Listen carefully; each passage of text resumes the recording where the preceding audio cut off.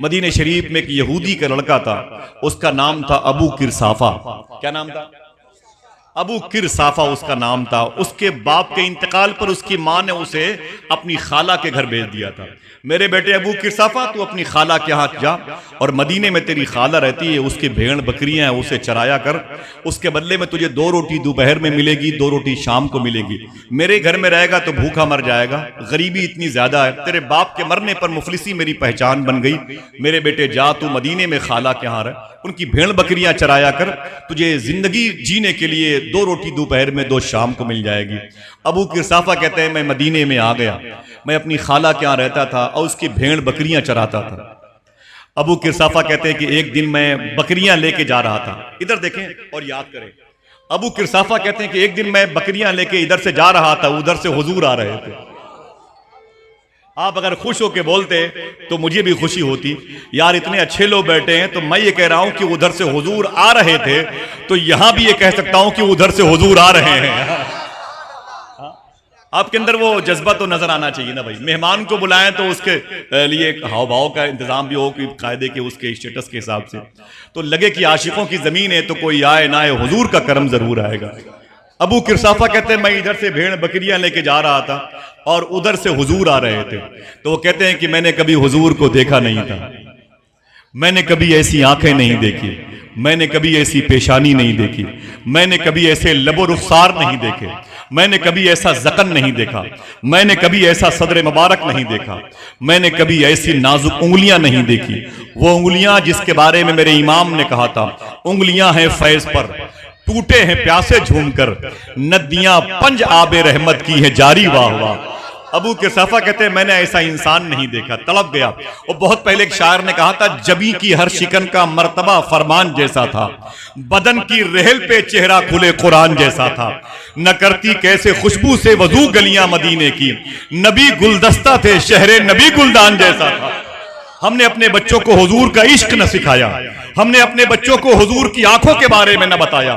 Doctor Iqbal Qalandar لاہوری کہتا ہے کہ اے لوگوں اپنے بچوں کو ڈاکٹر بعد میں بناؤ، اپنے بچوں کو عالم بعد میں بناؤ، اپنے بچوں کو عاشق رسول پہلے بناؤ۔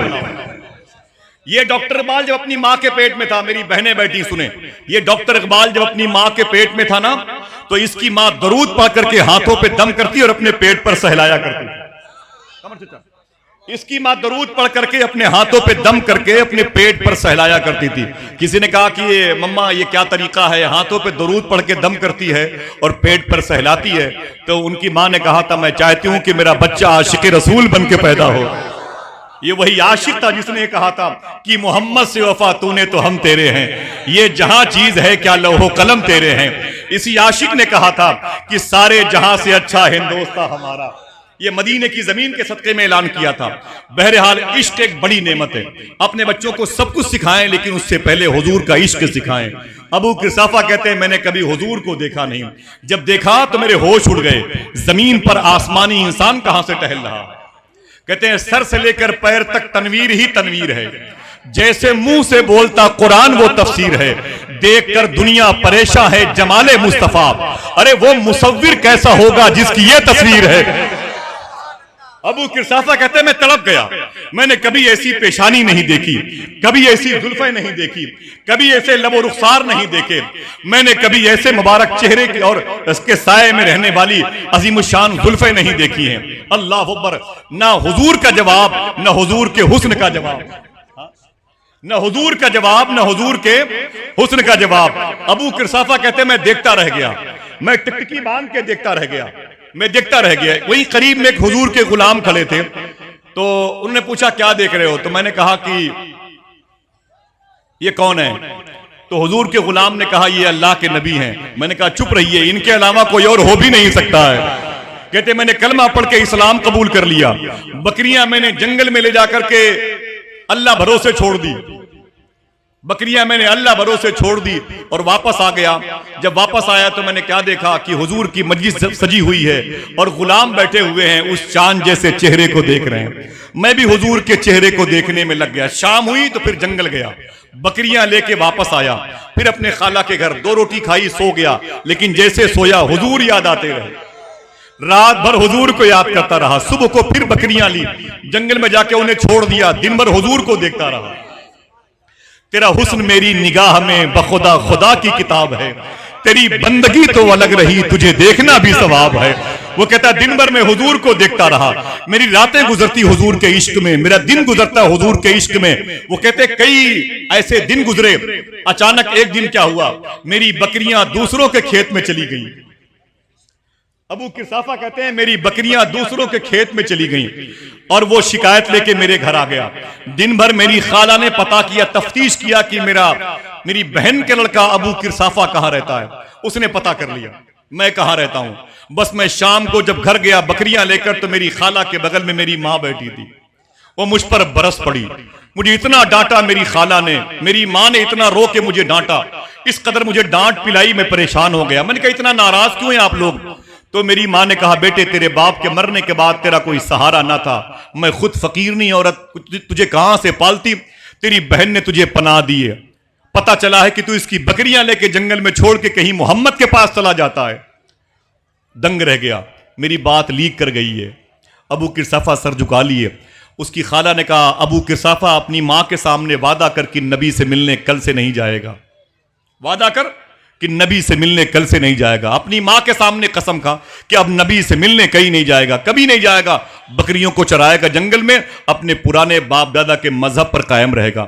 اس کی ماں نے کہا میرے بیٹے تجھ کو پھٹے ہوئے دوپٹے کا واسطہ، تجھ کو تیرے مرے ہوئے باپ کا واسطہ، میرے بیٹے کل سے نبی کے پاس مت جانا۔